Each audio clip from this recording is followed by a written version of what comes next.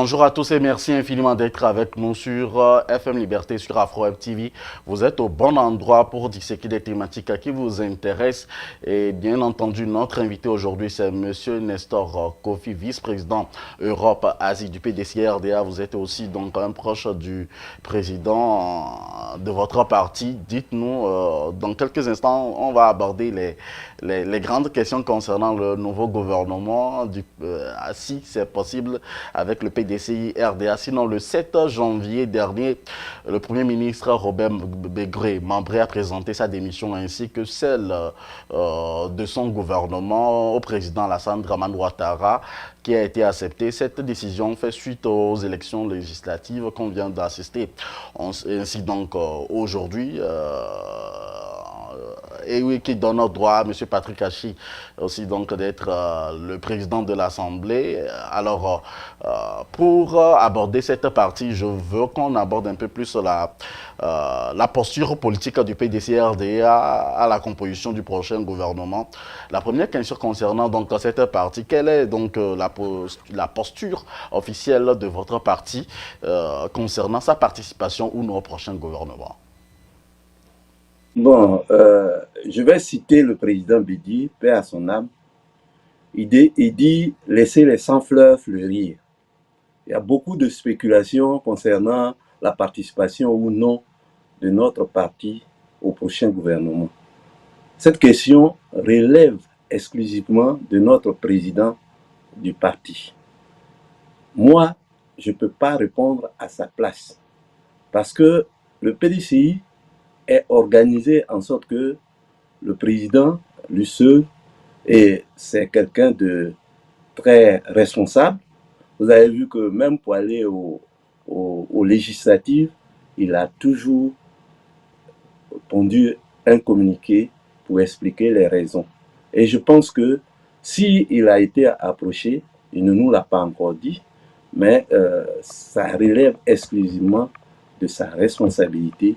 Et comme c'est quelqu'un qui est d'une clairvoyance hors pair, on attend de ce que nous disent si toutes ces spéculations sont fondées ou pas. Pour l'heure, pour nous, c'est que des rumeurs.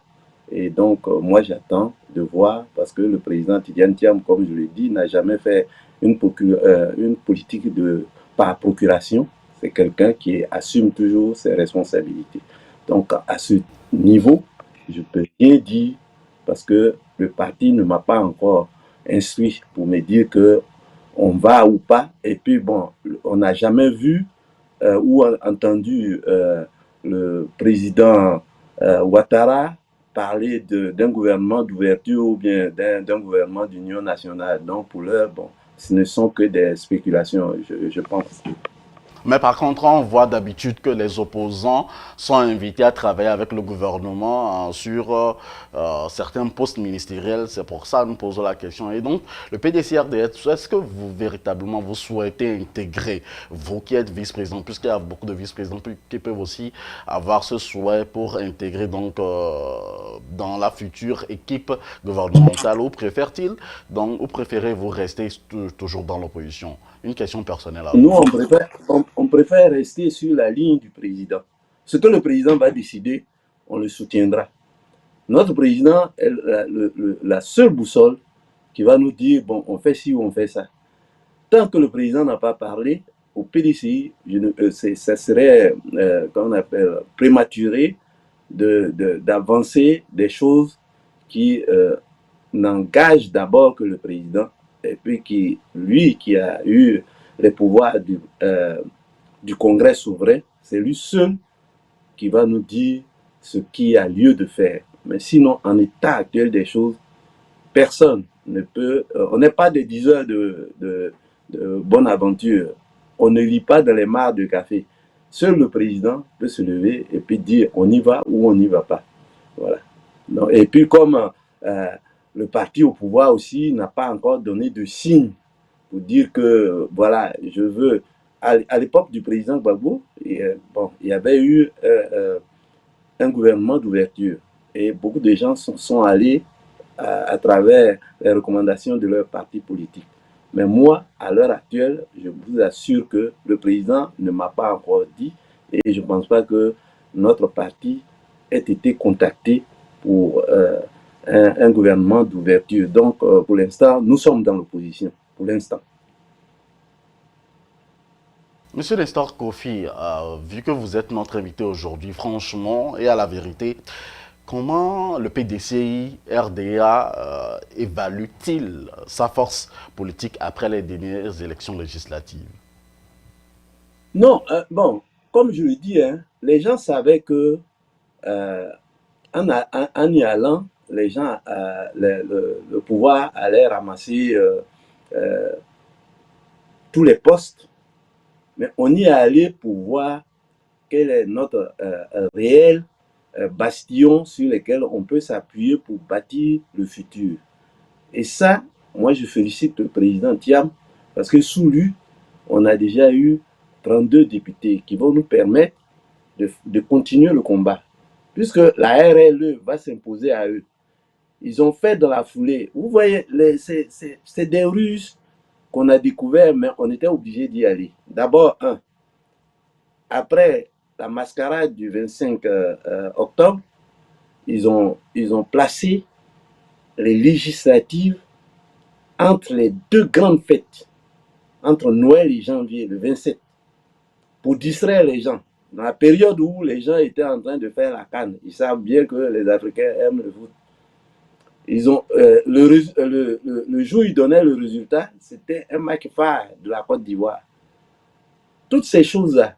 Et puis, c'était pour ne pas rentrer en 2026 où ils seraient obligés de faire, s'ils avaient laissé l'autre législature aller à son terme, ils étaient obligés de faire la RLE pour mettre le nom du président Thiam et le nom du président Babou. Mais comme ils ne voulaient pas, ils ont précipité. On savait, même en y allant, on savait qu'ils allaient braquer.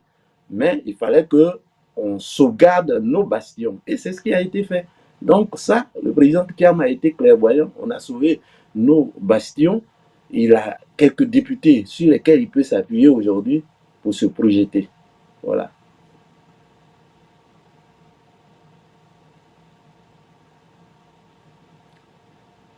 J'en ai fini, Merci monsieur le... infiniment d'être avec nous pour ce rendez-vous incontestable. Vous êtes en direct sur Afro Web TV. Nous recevons monsieur Nestor Kofi. Alors, la direction du parti PDC-RDA a-t-elle déjà eu des échanges directs véritablement avec la présidence ivoirienne concernant donc des postes ministériels? Non, je vous ai dit que je n'en ai pas le moindre écho. Je n'en ai pas le moindre écho. Ni le président, ni la haute direction n'a fait un communiqué sur ça. Et je connais l'habitude de notre président. Si il y avait une décision à prendre, il aurait communiqué. Donc, pour l'instant, nous restons à l'écoute. Parce que j'ai dit, ça relève exclusivement de lui. Personne ne peut prendre un pari pour aller dire qu'on veut aller au RHDP pour les accompagner ou pas. Parce que je sais que le président ne va pas fondre le PDCI, même si, tant est que, j'ai dit, même si, tant est que on devait participer à ces choses, il y aurait un contrat entre nous pour ne pas fondre notre parti dans le RHDP. J'ai dit, si c'était à faire, on n'acceptera pas de nous fondre dans le RHDP. Peut-être c'est une alliance ou bien un gouvernement d'ouverture qui permettra à toute l'opposition d'y entrer, parce qu'on peut servir notre pays, mais pour l'heure, moi je vous dis sincèrement qu'il n'en est pas encore question. C'est nos dirigeants de l'opposition et surtout mon président qui est le seul habilité à prendre quelques décisions que ce soit concernant une formation d'un gouvernement d'union ou bien d'ouverture. Alors, comment est-ce que le parti entend-il donc gérer les attentes quelquefois divergentes des cadres historiques, jeunes et militants de base concernant certains postes de responsabilité quand on parle du gouvernement? Mais dès lors qu'on n'est pas aux affaires, on doit se constituer, on doit se rassembler, on doit se souder pour pouvoir prendre le pouvoir. Le président Ouattara a mis combien d'années avant d'être aux affaires? Donc, ceux qui veulent y aller parce qu'ils pensent qu'ils n'ont plus le temps à perdre parce qu'ils ne sont pas aux affaires, bon, ça n'engage, c'est pas des militants de conviction. Quand on est militant de conviction, on suit un idéal. Et l'idéal du PDCI, c'est pas d'aller dans les postes pour aller dans les postes. Parce que si c'est pour fondre le PDCI RDA, le président Bédier serait resté au RHDP. Mais dès lors que les gens qui sont sortis des entrailles du PDCI parce qu'ils contestaient le parti unique, qu'ils étaient à un congrès, ils n'ont pas eu droit à la parole. Ils sont sortis pour aller créer le RDR. Aujourd'hui, c'est eux qui veulent contraindre les Ivoiriens à aller dans un parti unique. Mais c'est paradoxal. Parce qu'au XXIe siècle, c'est-à-dire depuis 95, les années 90, on a le multipartisme, on va nous obliger à aller au parti unique parce que si tu ne vas pas là-bas, on t'arrache le tabouret. Même si tu as des qualités pour servir ton pays, on t'arrache le tabouret. Ça, ce n'est pas la vision du PDCI. C'est ce que nous voulons dire aux Ivoiriens. Ils ont comparé, depuis qu'il y a eu le coup d'État, ils ont comparé tous les présidents qui se sont succédés, mais le PDCI, RDA, est resté ferme. Nous ne voulons pas aller nous fondre dans quoi que ce soit. Et les Ivoiriens doivent comparer, même si comparaison n'est pas raison, depuis le coup d'État à aujourd'hui, ils peuvent comparer la gestion du PDCI et la gestion de tous les gouvernements qui se sont succédés après. Merci à tous et à chacun de vous de rester avec nous sur le www.afrowebtv.com. Si vous n'êtes pas encore abonné à notre chaîne, c'est le moment de le faire sur AfroWebTV. Alors, nous abordons un autre aspect sur les principes et les objectifs du PDCI-RDA concernant donc une participation ou non au prochain gouvernement. Le PDCI-RDA souhaite-t-il avoir peut-être des garanties ou de réformes institutionnelles ou constitutionnelles avant une entrée au gouvernement, selon vous? Non, moi je dis, puisque nous, notre objectif, c'est pas de ne pas servir le pays, mais l'objectif, c'est de ne pas fondre le PDCI dans quelque parti que ce soit. Celui qui prend sa responsabilité pour aller chercher à fondre, il ira seul. Beaucoup de gens n'iront pas. Les cadres qui ne sont pas des cadres de conviction, qui veulent aller manger, comme on appelle l'autre partie, nous, on n'est pas concernés par des choses qui ne sont pas de manière officielle. Un contrat qui permet à tous les Ivoiriens, à tous les fiers Ivoiriens, de venir à l'appel du pays. Si le pouvoir en place fait l'ouverture, peut-être l'opposition donnera son avis, mais pour l'heure, moi je dis, ils n'ont pas encore décidé. On attend de voir ce qui va se passer après l'élection de M. Patrick Achi. Bon, on va voir ce qui va suivre après. Ouais, vous voulez voir la suite, mais est-ce que les décisions se prendront tardivement? Qu'allez-vous faire dans ce cas d'espèce? Non, mais de toute façon, on peut pas précipiter, monsieur le journaliste. On ne peut rien précipiter parce que c'est le pouvoir qui détient toutes les clés. Tant qu'on n'a pas fait une ouverture quelconque, nous, on ne peut pas leur dire, bon, venez nous prendre, on va aller dans votre gouvernement. Ça serait trop chose. C'est à eux de dire, bon, le passé, c'est le passé. Bon, on veut que maintenant, tous les Ivoiriens se mettent ensemble dans un gouvernement d'ouverture. Bon, c'est aussi nos leaders qui vont décider. Nous, là, on ne peut pas décider à leur place. Mais ce que je peux vous affirmer, est ce que les Ivoiriens, les militants PDCI disent, ils ne pourront jamais se fondre dans un autre parti. Ça, c'est clair. C'est clair. On avait dit ça au président Bédier en son temps. C'est d'ailleurs pour ça qu'il était sorti en 2018 du RHDP. On ne peut pas fondre le PDCI, qui est le premier parti, le parti historique qui a créé ce pays, qui a montré aux Ivoiriens un mode de fonctionnement où il y avait la paix, tout le monde venait de partout pour venir en Côte d'Ivoire. Aujourd'hui, c'est les jeunes Ivoiriens qui fuient leur Eldorado. Vous ne trouvez pas que c'est paradoxal que c'est là où les gens disent que le pays est en train d'émerger, que les jeunes Ivoiriens fuient pour aller mourir dans la Méditerranée? Vous ne trouvez pas que c'est paradoxal? Quelqu'un qui est bien chez lui, il préfère venir dormir sous les ponts à Paris, ici, comme nous le voyons ici. C'est pas normal. Dès lors, il faudrait que le gouvernement ouvre les yeux pour dire aux Ivoiriens que, bon, maintenant là, mettons-nous ensemble et puis bâtissons le pays. Mais aller attraper les gens, au moins on met les députés en prison sans une autre forme de procès. Et tout ça là, c'est vraiment, je ne sais pas, c'est pas la valeur cardinale du PDCI-RDA. Donc pour l'instant, on observe et nous observons aussi nos leaders de l'opposition et en particulier mon leader. On l'attend. C'est lui qui va prendre les décisions parce qu'il est clairvoyant. Et c'est lui qu'on suit. Ce qu'il va décider, c'est ce que nous allons suivre. Monsieur Nestor Kofi, nous allons prendre un téléspectateur, un auditeur qui vient de nous appeler. Bonjour. Allô? Oui, bonjour. Ouais, bonjour Moïse. Vous m'entendez? On vous écoute parfaitement, allez-y. D'accord. Je salue fraternellement votre invité.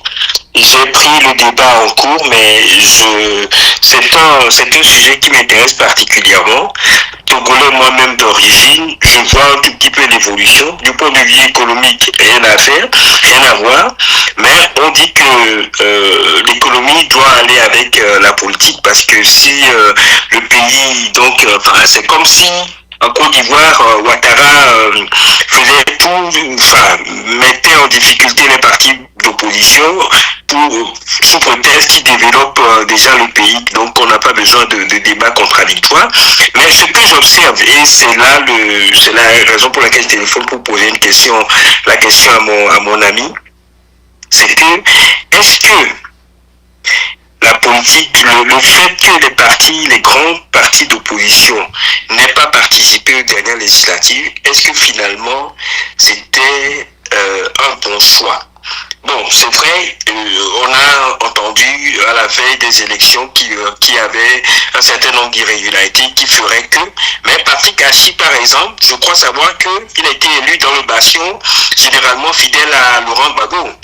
Donc, est-ce qu'il n'aurait pas été beaucoup plus judicieux d'empêcher les gens de Ouattara de se faire élire, même dans le fief traditionnel de l'opposition, que de les laisser venir et jouer les troubles faits dans les fiefs? Donc, moi, je me pose des questions. Comment est-ce que votre invité voit... je l'ai entendu également dire qu'ils sont dans une position d'attentisme. Vous savez, là, Patrick Hachi, qui venait du PDCI, qui est élu au perchoir de l'Assemblée, c'est déjà un signe d'ouverture. Est-ce que votre invité ne le pense pas? Merci. Merci, monsieur Amedodi. Alors, monsieur Nestor, répondez s'il vous plaît. Oui, bon, je comprends le frère par rapport à ce qu'il est en train de dire. Bon, mais c'est ce que notre président, le président Tidjane Thiam avait demandé. La preuve, on n'a pas élu un puissant RDR dans l'armée. Là-bas, dans cette région de M. Patrick Hachi, c'est le bastion du président Laurent Gbagbo. Les gens sont beaucoup attachés à lui. Mais bon, lui, il avait pris une autre option. Il n'a pas voulu partir. Il avait ses raisons. Mais nous, notre souhait aurait été que, même si le PDCI avait choisi de partir aux élections et que le président Gbagbo ne voulait pas y aller pour des raisons qu'il avait évoquées, il aurait fallu appeler à ce qu'on vote pour les candidats PDCI. Parce que nous sommes des partenaires, on a les mêmes revendications. Mais nous, on avait choisi d'y aller et les autres n'ont pas choisi d'y aller. On comprend leur truc, mais ils auraient dû appeler à nous soutenir pour que nous ayons beaucoup plus de... Parce qu'aujourd'hui, là, si on avait laissé les gens là aller seuls, hein, c'est pas bon. Si l'opposition s'était mis ensemble comme on avait fait pendant la législature passée, on aurait eu au moins plus de 100, qu'on appelle députés, ça aurait pu freiner l'ardeur des gens de vouloir changer. On vient de lire dans les journaux qu'il y aura des réformes au niveau de l'hémicycle, mais c'est parce qu'ils ont plus de 2 tiers, donc ils peuvent faire ce qu'ils veulent. Mais il aurait fallu qu'on fasse bloc et qu'on aille à ces élections. Mais malheureusement, on n'a pas vu les choses de la même manière. Mais ce que moi j'ai craint, c'est ce qui s'est passé au Bénin, où les gens ont failli faire le coup d'État parce que M. Talon avait fait en sorte que un parti politique qui n'a pas un quota de, je crois, 27 ou 28 députés ne peut pas avoir un candidat au présidentiel. Est-ce que les Ivoiriens ont conscience de ça? Que les gens pouvaient prendre les mêmes mesures ou faire comme le président Faure Gnassingbé l'a fait au Togo, où il n'y aura plus d'élections au suffrage universel direct et que ça va se passer au Parlement. Pourquoi les Ivoiriens n'ont pas essayé de voir ces aspects-là pour qu'on aille tous ensemble faire bloc, l'opposition fasse bloc pour aller avoir quand même un minimum de députés pour éviter que le pouvoir ait les 2 tiers pour pouvoir faire ce qu'ils ont envie de faire. Bon, nous, on a pris nos responsabilités. Bon, à chacun, devant l'histoire, répondra. Merci. Merci d'être avec nous, Monsieur Nestor Kofi. Alors, je vais profiter pour vous poser toutes les questions que vous avez, puisque c'est difficile de vous savoir, de vous revoir et de vous recevoir. Vous avez un temps très chargé. Alors, comment est-ce que votre parti PDC-RDA entend défendre donc les priorités quand on parle par exemple de réforme électorale, de justice, de développement économique dont vous parlez tant ou dont le président Thiam fait référence la plupart du temps et dans une majorité gouvernementale? Non, mais nous, on va continuer notre lutte. Une lutte n'est pas une ligne droite. On fera tout ce qu'on peut. On va faire des propositions. Nous serons des forces de proposition. Déjà, dans l'hémicycle, il y a des choses, si on voit qui ne vont pas dans le sens de l'intérêt des Ivoiriens, nos députés vont protester, même s'ils ne sont pas nombreux, mais les gens sauront qu'ils ont protesté. Ils ne vont pas voter aveuglement parce qu'ils ne sont pas chauds. Ils peuvent même sortir s'il y a quelque chose qui ne leur convient pas. Ils peuvent sortir et puis aller protester. Donc, on attend de voir comment les gens vont fonctionner. Et comme nous avons un transfuge du PDCI qui est à la tête du Parlement, on espère que, bon, il va faire passer certaines choses qui pourront satisfaire le peuple. J'ai dit, on fait la politique, c'est pas pour nous, on fait la politique pour le bien-être du peuple. L'essentiel, c'est de faire en sorte qu'on défende les intérêts du peuple. Et c'est ce que le PDCI entend faire avec son président. C'est ce que le PDCI entend faire avec son président Tidjane Thiam. Alors, monsieur Kofi, alors, le PDCI est-il prêt à proposer une liste de profils qualifiés, indépendants, susceptibles aujourd'hui d'être acceptés dans un gouvernement d'union nationale?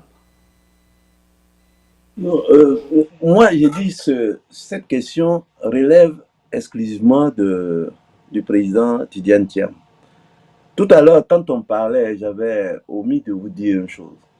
Vous avez vu que le président de la CEI, M. Cubière, a dit que si ça ne tenait qu'à lui, après ces élections-là, on devait dissoudre la CEI. C'est-à-dire qu'il était en mission. Bon, il a réussi sa mission. Non seulement, depuis le 28 septembre, son mandat était arrivé à son terme, mais bon, ils ont continué parce que, bon, pour eux, ils ne sont pas gênés, hein, la forfaiture, il faut continuer et faire tout ce qu'ils ont fait. Nous, on a assumé jusqu'au bout. Il aurait fallu que l'opposition fasse bloc de manière à ce que le pouvoir n'ait pas les 2 tiers. Si on avait 100 députés sur 255, ils n'auraient pas pu toucher à tout ce qui est organique au niveau de notre constitution. Aujourd'hui, ils ont la majorité. Déjà, ils légiféraient par les ordonnances. Alors, qu'est-ce que ça va être aujourd'hui? Bon, le PDCI a pris ses responsabilités devant l'histoire. Et bon, donc on laissera l'histoire juger les uns et les autres. À ce niveau, bon, moi je n'ai aucune inquiétude. Je sais que si les gens demandent à notre président, il saura donner la réponse idoine qui ira dans les intérêts du PDC, du pays, pas du PDCI, mais dans les intérêts du pays. Parce que lui, il est venu pour que les Ivoiriens puissent avoir un certain mieux vivre. Mais bon, comme le bien-être n'est pas la tasse de thé de tout le monde, bon, il y a des gens qui préfèrent s'enrichir et puis laisser le peuple souffrir. Voilà. Mais nous, au PDCI, nous voulons faire de la politique pour le bien-être de notre peuple. Merci. Monsieur Nestor Kofi, nous sommes très honorés de vous savoir aujourd'hui avec nous, puisque c'est une très grande opportunité pour nous. Alors, quelles sont les conditions, ou quelles conditions démocratiques et sociales le parti PDCRDA estime-t-il essentielles pour qu'un gouvernement soit légitime et efficace dans ce contexte ivoirien actuel?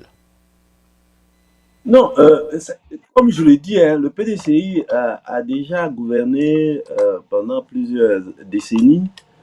Les gens ont vu comment le PDCI travaillait, même malgré le fait que le PDCI soit un parti unique, tout était gratuit. Nous, quand on partait à l'école, tout était gratuit. C'est ça le bien-être. Parce que tous les élèves étaient, on savait que c'était les chouchous du gouvernement. On avait nos professeurs qui avaient les baux administratifs. Hein, donc, nous voulons revivre ce que le PDCI a fait, que le PDCI, qui était le dernier des pays de la WEF, a pu faire pour qu'on soit la locomotive de la WEF. Ça, il ne faut pas que les gens oublient. C'est grâce au PDCI. Avant l'indépendance, le PDCI était le dernier des pays de la WEF. Même le Burkina était devant le PDCI. Mais vous savez que la politique de vision du président, la vision du président Félix Houphouët-Boigny, son génie politique a permis à la Côte d'Ivoire d'être la locomotive des pays comme les pays de la WEF. Donc aujourd'hui, moi je dis, nous avons la nostalgie de revivre ce qui a permis à la Côte d'Ivoire de brasser le monde qui venait d'ailleurs. C'est pour ça qu'on est un pays d'hospitalité. Et aujourd'hui, cela se retourne contre nous. Mais on ne désespère pas parce que le PDCI a formé des cadres qui sont capables de relever le défi. Et on va le faire avec le président Tidjane Thiam. Nous sommes capables de remettre la Côte d'Ivoire sur les rails pour son développement.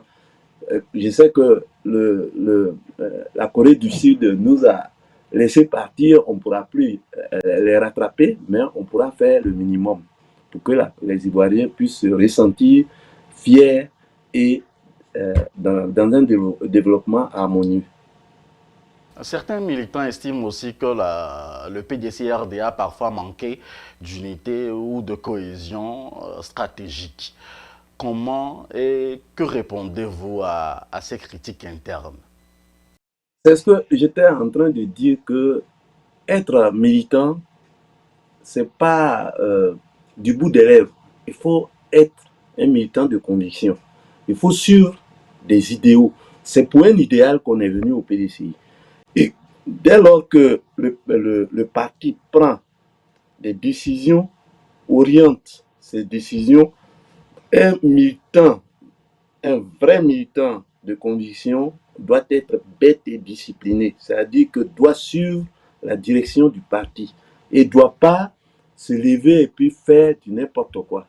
Et beaucoup de gens ne viennent pas dans les partis avec conviction. Ils viennent parce qu'ils font des calculs pour dire que, bon, si j'arrive à ce niveau, demain, par exemple, comme vous êtes en train de dire, demain, moi, Nestor Kofi, je dis, bon, le président Thiam m'a nommé vice-président, bon, moi, je suis arrivé là où je dois arriver. Bon, maintenant, si le RHDP nous tend la pêche, moi, je suis prêt à aller dans son gouvernement.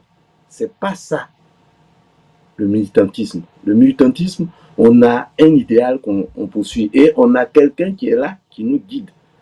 C'est ça le parti. Donc l'unité du parti est un élément fondamental pour la bonne marche d'un parti politique.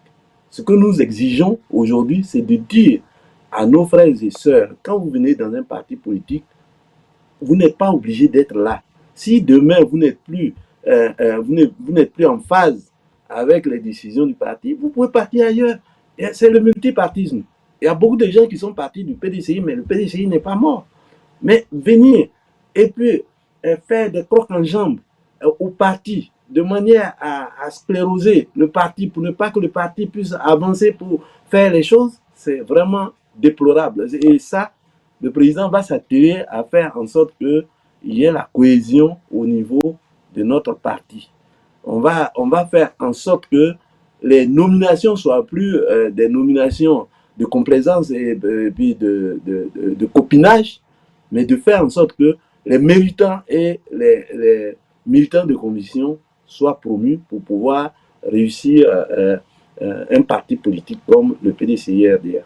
Nous sommes presque à la fin donc de ce numéro de notre émission Avis de la diaspora de ce jour. Encore deux petites questions, Monsieur Nestor Kofi. Quelle est votre vision claire de gouvernance pour le prochain gouvernement? Moi, je demande tout simplement au RHDP, soit s'ils veulent que les Ivoiriens viennent travailler ensemble, qu'ils fassent un gouvernement d'ouverture, mais de ne pas venir débaucher les gens en leur proposant de l'argent, parce qu'il y a des gens qui sont faibles. Aujourd'hui, il y a des gens qui n'arrivent pas à joindre les deux bouts. Donc, il suffit de tendre la perche et puis ils s'en vont. C'est pas comme ça. Il faudrait qu'ils soient clairs et qu'on aille vraiment à la vraie réconciliation, parce qu'il n'y a pas la réconciliation en Côte d'Ivoire. La preuve, hein? Regardez, par exemple, vous dites que les gens veulent nous appeler. Je prends le cas de Toumoudi qui est ma ville. Si tant est que le RHDB veut qu'on soit ensemble, comment on peut gagner une élection là-bas et puis ils annulent alors que là-bas, il y a des endroits où il y a eu des fraudes, on n'annule pas. Mais on annule pour pouvoir prendre Toumoudi parce que c'est une ville symbole qu'il faut aller chercher. Comment voulez-vous qu'on s'entende si vous voulez faire ce genre de politique-là? Vous pouvez nous appeler. Si vous voulez qu'on aille au gouvernement, vous ne pouvez pas dire que quand on vient au gouvernement, ça veut dire que nos députés même vont soutenir le gouvernement. Mais vous venez arracher le peu que nous avons encore. Mais vous ne trouvez pas que c'est exagéré? Déjà à 198, vous avez plus de 2 tiers du Parlement et vous voulez encore venir prendre tout. Ça dit que pour eux, si le PDCI ne venait pas, ils n'allaient pas se gêner, ils allaient nommer les députés un peu partout. Mais c'est déplorable. Ce n'est pas bon pour la Côte d'Ivoire. Est-ce que eux, quand ils se regardent dans le miroir, ils ne voient pas que c'est une aberration? Monsieur Nestor Kofi, vous êtes vice-président du PDCI RDA, vous êtes représentant donc au niveau de la diaspora Europe et Asie. Quelle est votre conclusion? Quel est l'avenir du PDCI RDA lorsqu'on sait que vous serez on sait aujourd'hui votre posture et aussi donc que vous avez pas beaucoup de voix, beaucoup de représentants à l'Assemblée nationale? Votre conclusion? Nous demandons au PDCI, aux gens du PDCI, pour paraphraser le président Obama, je dirais l'audace d'oser. Il faut qu'on ose. C'est-à-dire, aujourd'hui, là, le PDCI a un bastion, il a son bastion sur lequel il peut s'appuyer pour se projeter. Rien n'est encore perdu. L'espoir est plus que présent. Donc, soyons unis, soyons loyaux, soyons déterminés. Et moi, je pense que la victoire, là, n'est pas loin. Parce que le peuple va juger les uns et les autres. Les actes, c'est vrai que quand on affame un peuple, on vient. Moi, j'ai vu lors des élections les liasses de billets. Moi, j'ai dit, moi, Nestor Kofi, je serais dans ces bureaux-là. Je ramassais et puis je partais avec. Parce que c'est l'argent du contribuable. Pourquoi je vais laisser l'argent? On va acheter la conscience devant moi. Et puis je vais laisser cet argent-là. J'allais prendre et puis je partais avec. Et je demande aux Ivoiriens, dorénavant, si le RHDP dépose l'argent devant, comme on a vu dans les vidéos là, prenez ces sous-là. C'est l'argent du pays. Ce n'est pas leur argent. C'est pour ça qu'ils en disposent comme ils veulent. Donc nous, PDCI, on aimerait bien rebâtir notre pays. Nous demandons l'unité en notre sein. Nous demandons à la Côte d'Ivoire de nous faire confiance et de faire confiance à son fils, son digne fils, que les gens courent après dans le monde entier. Comme même si on dit que nul n'est prouvé chez soi, mais Tidjane Thiam est quelqu'un de valeur qui est recherché dans ce monde-là. Les gens courent derrière lui. Et c'est la Côte d'Ivoire seule qui ne voit pas que c'est un élément important pour pouvoir faire le développement de la Côte d'Ivoire. C'est dommage. Mais bon, moi j'espère, je ne perds pas d'espoir. J'espère encore. Merci. Merci infiniment à vous de nous avoir suivis. Merci infiniment à vous, surtout Monsieur Nestor Kofi, vice-président Europe-Asie et haut représentant du PDCI-RDA, donc dans la diaspora africaine. Merci infiniment à vous qui n'êtes pas encore abonnés.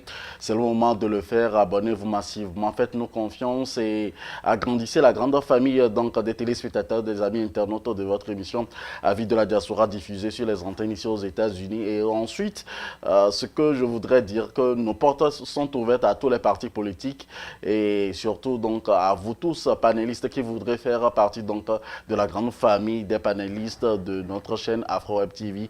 Que Dieu vous garde et surtout bonne suite de nos programmes sur AfroWeb TV et bon week-end.